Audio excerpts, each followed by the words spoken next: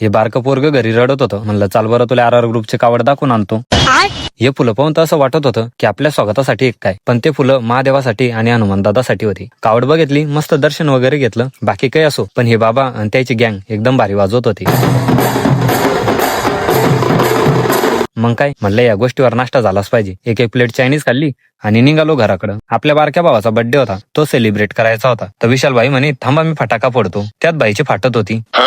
Cake कापताना मस्त टाळ्या वाजवत होतो, तर याने डायरेक्ट फेकून मारणं सुरू केला. म्हणलं काय तुम्ही राहू, माझ्यासारख्या गरीबाला द्याला असता तर 2 दिवस थोडा थोडा करून खाल्ला असता. तुम्ही म्हणसान आता हे काय केक भेटला नाही ना, त्याबद्दल मिरची भाजीची पार्टी होती. जोर लगा के है, जोर लगा के है शा. आम्ही आमच्या गावच्या जोमाळकर साहेबाला बोलवलं होतं लाईट लावून द्यायला. लाईट लावून दिला तर तो फॉर्म मध्ये आला. चालू लाईनीमध्ये वायर धरत होता. यास्त कारणांमुळे पोर कमी दिवस जगता. मस्त गाणे लावून नाचत होतो. विशालले वाटलं मला खांद्यावर घेऊन नाचतील. हा आमच्याकडे डायरेक्ट उलट करत असते.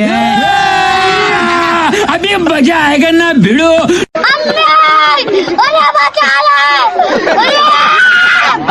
भाई डायरेक्ट रडकुंडी आला होता. इकडे आमचे दुपटात डोळे जायचा टाइम आला होता आणि इकडे भाई फुल तयारीत कांदा लिंबू घेऊन. वा म्हणजे आम्ही येडी. मस्त जेवण वगैरे केलं आणि या दोघायचं उरेल पोळ्या खिशात घालून घरी न्यायचं. काही म्हणा, पार्टी छोटी असो किंवा मोठी असो, आपल्या जीवलग मित्रासोबत पार्टी करायची मजाच वेगळी आहे. पोरांचं कसं आहे, सोबत असलं की प्रत्येक छोट्या छोट्या गोष्टीत ऍडजस्टमेंट असती, पण एंटरटेनमेंट फुल असतो.